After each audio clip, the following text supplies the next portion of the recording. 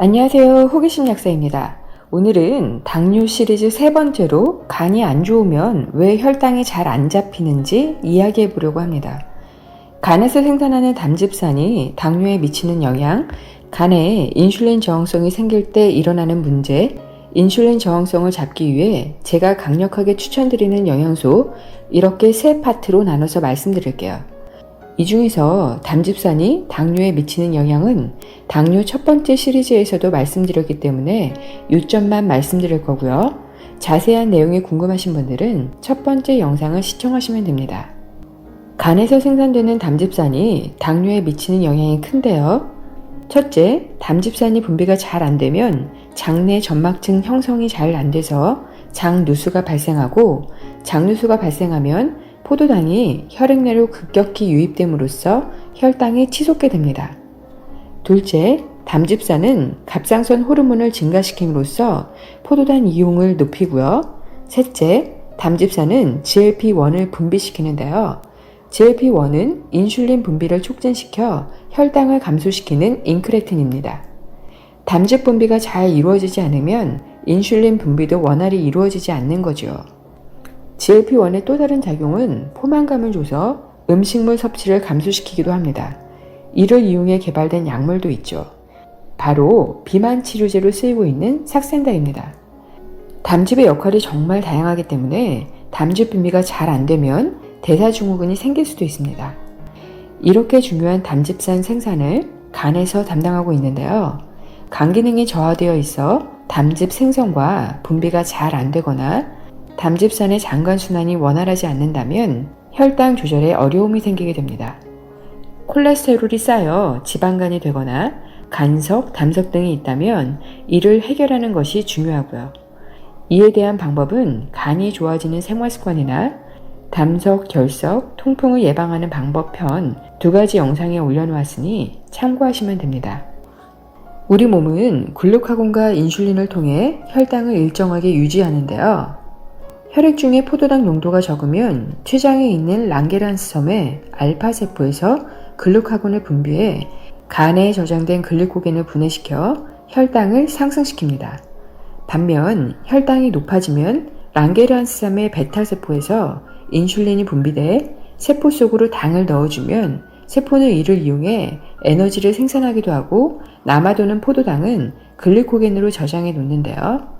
글리코겐은 대부분 간과 근육에서 단기적인 에너지 저장용으로 만들어집니다.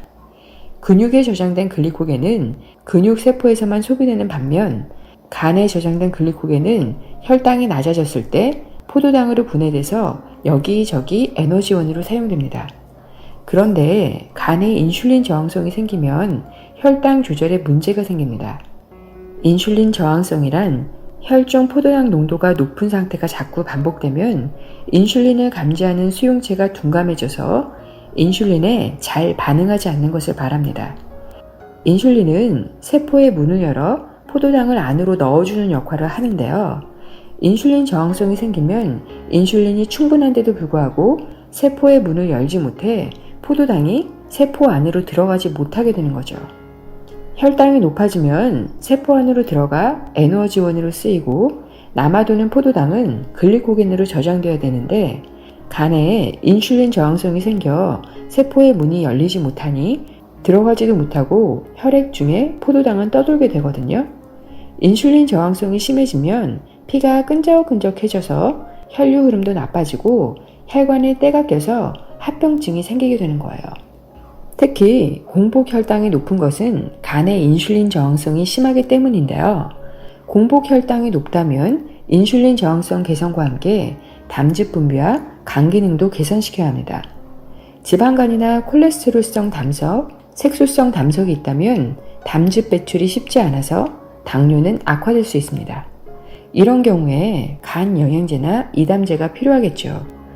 그런데 간 기능 개선을 위해서 구충요법이 필요하기도 합니다. 색소성 담석이 생기는 이유 중 하나는 기생충입니다. 기생충에 감염된 분들은 갑자기 간 수치가 급격히 상승하기도 하고 담석통이나 복통, 황달이 생기기도 합니다. 물론 아무 증상이 없는 분들도 많습니다. 저희 환자분들 중에 공복 혈당만 높았던 분들이 있었는데요. 구충요법을 하고 나니 완전히 정상 수치가 되신 분도 있었습니다. 췌장흡충이나 간흡충으로 인해 장기가 망가질 수도 있습니다. 기생충 감염은 우리 생각보다 훨씬 더 많이 퍼져 있습니다. 만성질환이 있으신 분들은 뜬금없다 생각하지 마시고 혹시라도 있을 기생충 감염을 고려하셔야 합니다. 마지막으로 인슐린 저항성을 개선시키는 영양소들에 대해서 말씀드릴게요.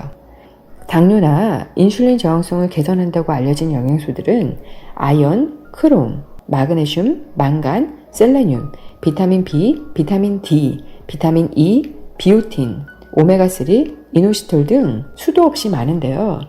이 중에서도 복합 미네랄 제품과 비타민 D는 꼭 챙겨 드셨으면 합니다. 미네랄은 혈액의 산 알칼리 평형을 맞춰주기도 하고요.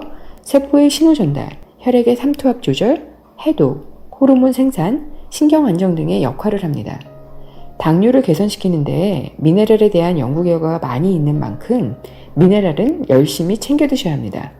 또 캐나다 라발대 연구팀이 발표한 자료에 의하면 당뇨 환자 96명에게 비타민 D를 5,000 IU씩 6개월간 투여했더니 인슐린 작용이 크게 개선됐다고 합니다. 이 외에도 비타민 D가 성인병과 관련이 있다는 연구 역시 너무나 많기에 비타민 D도 꼭 드시기 바랍니다. 인슐린 저항성을 개선시키는데 여러분께 꼭 추천드리고 싶은 영양소는 바로 캐럿 추출물입니다. 캐럿 추출물에는 인슐린 저항성을 개선시킨다는 이노시톨이 풍부하다고 하는데요. 캐럿 추출물은 이노시톨 고함량을 몇 개월 먹을 때보다 훨씬 뛰어난 효과가 있더라고요.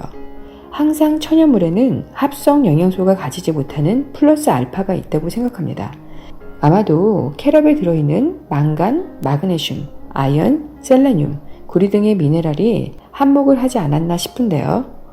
당뇨 환자나 당뇨 전 단계이신 분들은 인슐린 저항성이 없는 분들이 없죠.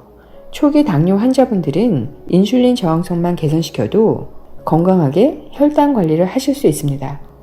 인슐린 저항성을 잡는 일이야말로 당뇨의 근본적인 해결책이 되리라 생각합니다. 인슐린 저항성은 먹자마자 개선되는 게 아닌 만큼 1개월 이상 지나야 효과가 나타나고요. 꾸준히 1년 이상의 기간을 잡고 드신다면 많은 도움이 되리라 생각합니다. 당뇨를 개선시키는 일은 쉽지 않습니다. 쉽지 않으니 병원에서 고치지 못하는 것이겠죠. 하지만 적절한 시기에 좋은 재료를 넣어주면 우리 몸은 건강한 상태로 돌아가기 위해 스스로 복구를 시작합니다. 당뇨에도 적절한 치료 시기는 있습니다. 그 치료 시기가 언제냐에 따라 식생활 개선만으로도 좋아질 수도 있고 영양요법을 바꿔서야 좋아질 수 있는 분들도 있습니다. 안타깝게도 모든 분들이 영양요법으로 당뇨가 다 좋아지는 것은 아닙니다. 우리 몸은 너무나 잘 만들어져 있어서 재료를 넣어주면 스스로 치유를 시작하지만 내 몸에 너무 무관심해서 치료가 가능한 한계치를 넘어서고 나면 치유가 되지 않는 시기가 있습니다. 대부분 분들이 영양요법으로 얼마나 좋아질 수 있는지 모르시기 때문에 인터넷으로 파는 제품을 사서 드시곤 하는데요. 치유가 잘 되려면 원인을 찾아서 꼭 필요한 재료를 제대로 공급해 주는 것이 중요합니다. 제가 항상 안타까운 건 만성질환 초기에는 병원에서 합병증을 막아주리라 막연하게 생각하며 병원 약만 드시다가 합병증이 오면 도움이 될 만한 한두 가지 영양소를 추천해 달라고 하시는데요. 이미 이때는 영양제를 드셔도 쉽지 않은 시기가 됩니다. 질환이 생기면 조금이라도 건강할 때 내 몸을 챙기고 돌보셔야 합니다. 항상 건강은 좀 더 건강할 때 챙기셔야 함을 잊지 마세요. 당뇨 초기이시거나 뇌당능 장애 판정을 받으셨거나 아직 합병증이 안 오신 분들은 식생활 개선과 함께 약사님들에게 도움을 받으시기 바랍니다. 병원약 끊고도 혈당 관리가 잘 되셔야 합병증에서 자유로울 수 있습니다. 항상 행복하시고 건강하세요. 시청해주셔서 감사합니다.